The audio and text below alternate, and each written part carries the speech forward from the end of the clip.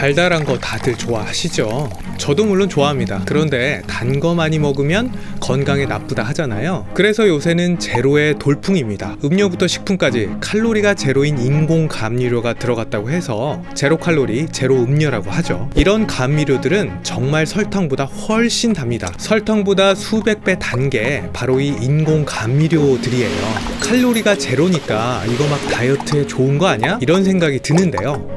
실제 많은 사람들이 제로 음료를 이렇게 생각합니다. 설탕 잔뜩 들어간 거 먹으면 막 속에서 죄책감이 올라오는데요. 이 제로 음료들은 그런 게 없어요. 그래서 많이 먹게 되는데요. 음료뿐 아니라 요새는 과자, 케이크에도 제로 감미료가 많이 들어갑니다. 그러니까 지금은 누구나 제로 감미료를 피할 수 없는 시대라는 거죠. 왜냐하면 이미 많은 음식에 이 달달한 맛을 내는 제로 감미료가 들어가고 있기 때문이에요. 그런데 요새 이 제로 칼로리 식품에 대해서 말들이 참 많습니다. 심장혈관을 틀어막아 심장병을 일으킨다라는 소리도 있고요. 한편에서는 암도 일으킨다는 얘기도 있는데요. 오늘 이 문제에 대해서 확실히 파헤쳐 보도록 하겠습니다. 앞서 제로 음료, 이 제로 인공 감미료는 칼로리가 0, 즉 제로라고 했죠. 그렇다면 제로 칼로리의 생물학적 의미는 무엇일까? 대체 이렇게 오지게 단 인공 감미료들은 칼로리가 어떻게 전혀 없다는 말이냐?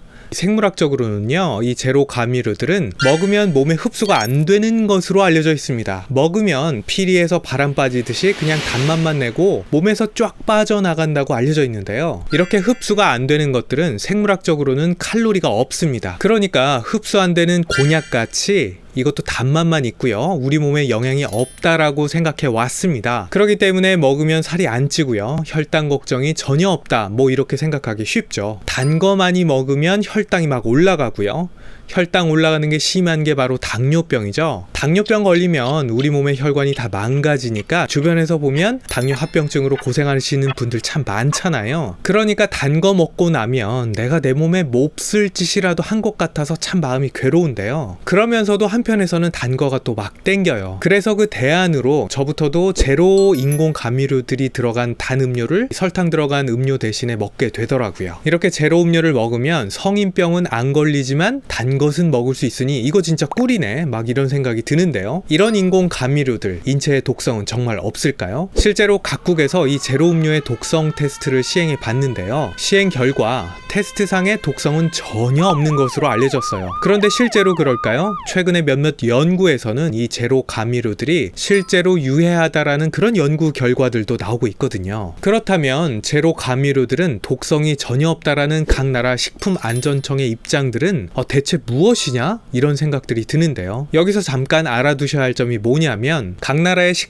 식품의약안전청에서 제로 감미료는 독성이 없어요 라고 발표하는 내용은 즉각적인 독성이 없다는 말이라는 겁니다. 그러니까 인간이나 쥐를 대상으로 투여를 해봤을 때 당장 이걸 먹었을 때 독성을 나타내지 않았다는 말이에요. 그런데 이 말을 바꿔 말하면 장기간 먹었을 때 나타나는 장기 독성에 대해서는 평가를 안 했다는 말입니다. 오래 먹었을 때는 어떤 독성이 일어나는지 이거 사실 모르는 일이라는 뜻이에요. 그런데 다행스럽게도요, 요새 이 제로 인공 감미료에 대한 장기간에 걸친 연구들이 참 많이 나오고 있습니다. 그렇다면 이 제로 음료들 대체 효과는 진짜 있는 걸까요? 일단 생각나는 게 칼로리를 줄여주니까 살이 빠질 거 아니냐 이렇게 생각하기 쉬운데요. 이 제로 음료들이 다이어트에는 정말로 효과가 있을 것 같습니다. 그런데 연구들을 들여다보면 현실은 이보다 훨씬 복잡하고 어렵습니다. 실제로 제로 음료를 먹었을 때 몸무게가 줄어든다라는 연구가 있는 것들도 사실인데요.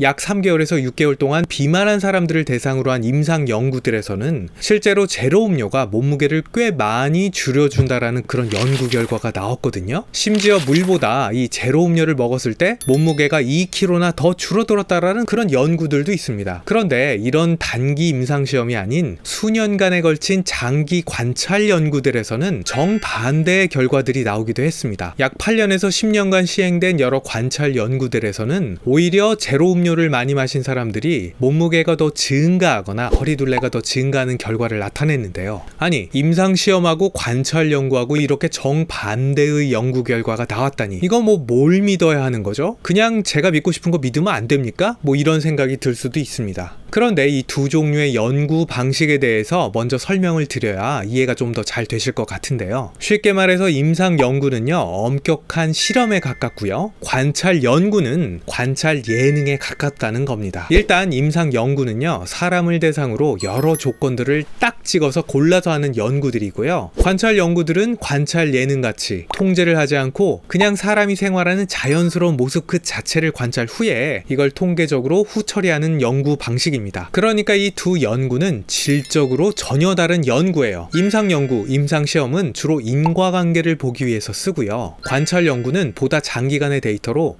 현실적으로 발생하는 위험이나 예방 효과 등을 보기 위해서 쓰이는 방식입니다. 그러니까 임상 시험에서 좋은 결과가 나왔다 하더라도 예상치 못한 돌발 변수들을 관찰 연구에서는 찾아볼 수 있는 겁니다. 그렇다면 이런 의문이 드실 수도 있을 텐데요. 임상 시험은 통제를 많이 하잖아요. 그에 비해서 관찰 연구는 통제를 많이 하지 않으니까 별로 결과가 정확하지 않은 거 아닙니까? 이런 생각들을 또 하실 수 있는데요. 오히려 통제를 하지 않기 때문에 이 관찰 연구는 현실을 더 잘 반영한다라고도 볼 수도 있거든요. 다른 말로 하자면 제로 음료가 비록 칼로리가 없어서 단기적으로는 사람의 살을 빼줄 수 있는 게 맞지만 현실 세계에서는 그렇지 않고 오히려 더 찌게 할 수도 있다는 겁니다. 인공 감미료 많이 먹는 사람들이 나중에 설탕이 들어간 음식을 더 많이 먹을 수도 있는 것이니까요. 아주 다양한 원인에 의해 결국 살찌는데 별 도움을 못 받을 수 있다는 거거든요. 여튼지 간에 왜 이런 결과들이 나오고 있는지 참 궁금해지는데요. 관찰 연구는 이렇게 실제 세계의 정황을 더 많이 파악할 수 있지만 관찰 연구만 가지고는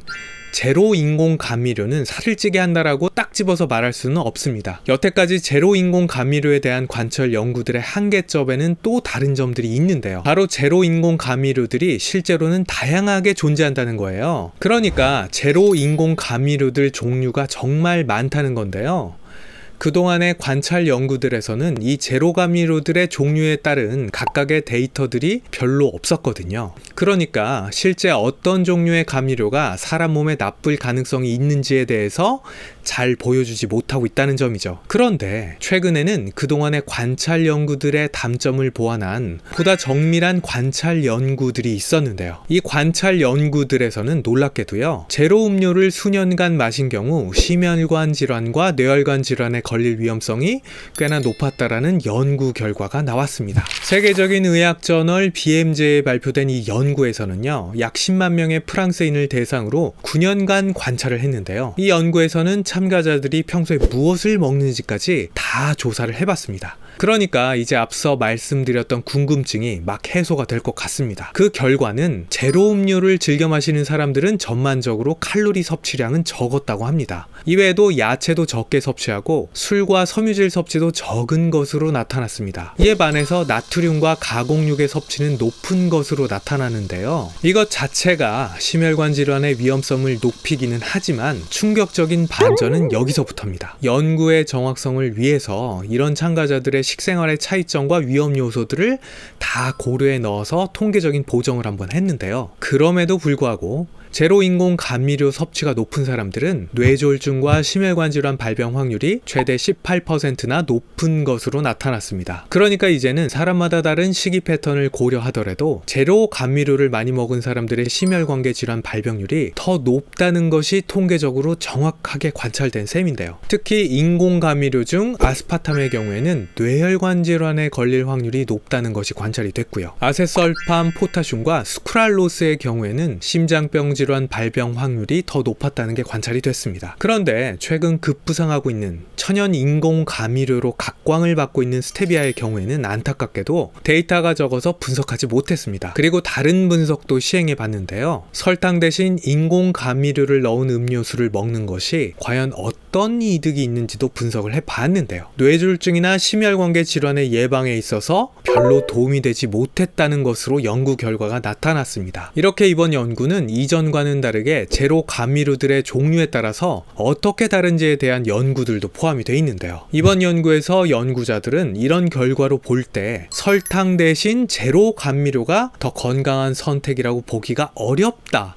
라고 결론을 내렸습니다. 이뿐 아닙니다. 심혈관 질환뿐 아니라 다른 질환 발병률에 대해서도 조사를 한 결과들이 논문들이 나와 있는데요. 암과 제로 감미료에 대한 연구 결과가 또 작년에 나왔는데요. 2022년 플러스1에 실린 연구 결과 인공 감미료, 특히 아스파탐과 아세설판 포타슘의 경우에는 많이 섭취할 경우 암 발병 확률이 올라간다라는 사실이 관찰되었거든요. 물론 아직까지는 관찰 연구이기 때문에 인과관계를 확정할 수는 없겠죠. 그렇지만 비슷한 여러 연구들에서 이미 나오고 있는 결과들을 고려를 해보면요.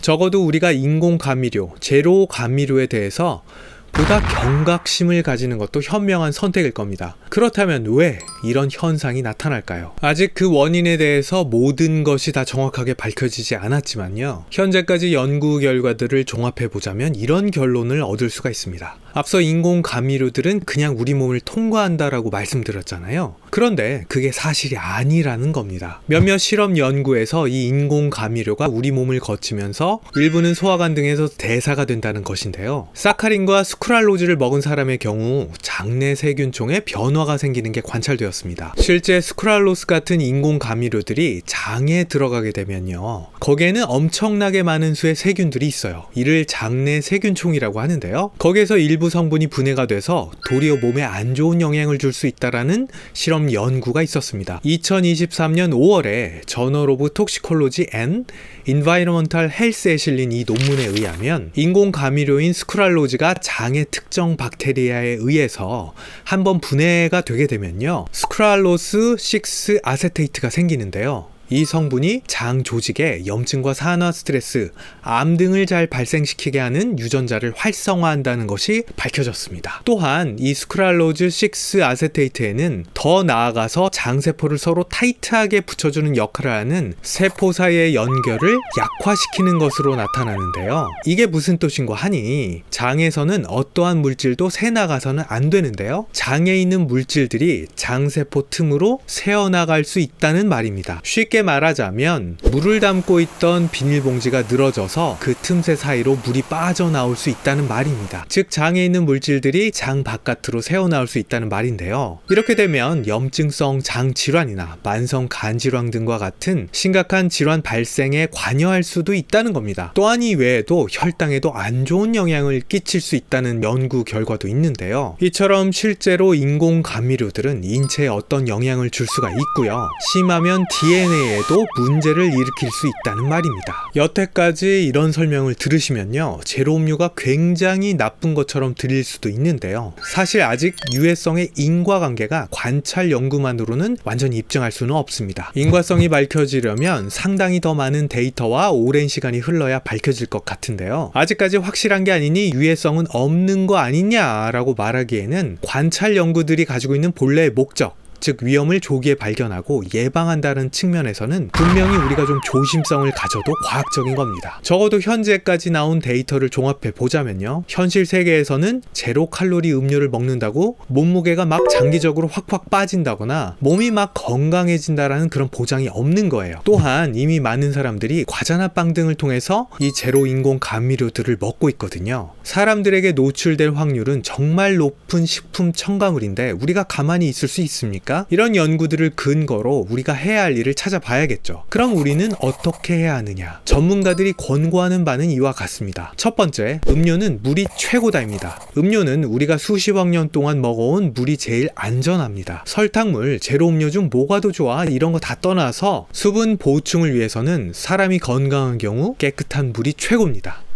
그러니까 수분을 보충하고 싶을 땐 제로 음료보단 물을 드세요. 두 번째, 여러 연구에서 관찰되고 있는 바, 제로 음료가 뭐 그렇게 좋은 것까지는 아니니까 섭취량을 조절하라입니다. 특히 다이어트를 위해서 제로 음료를 달고 사는 것은 불필요하다라고 생각이 되는데요. 제로 음료만 칼로리가 0인 게 아닙니다. 맹물도 칼로리가 0입니다. 그러니까 제로 음료를 다이어트 목적으로 많이 드시지 마시고요. 남들 먹는 만큼만 적절하게 드세요. 그리고 적절히 먹는 것보다 더 중요한 게 있는데요. 바로 모든 가공식품은 천연 건강식단보다 좋지 않다라는 것입니다. 신선한 야채와 깨끗한 물, 통곡물, 견과류 등 이미 건강하다라고 알려진 식품들도 넘쳐나는 세상이에요. 음식 쓰레기는 또 얼마나 많아요. 그러니까 되도록 가공식품보다는 이런 식품을 열심히 드시는 게 좋다는 겁니다. 그럼 오늘은 여기까지 하겠습니다. 감사합니다.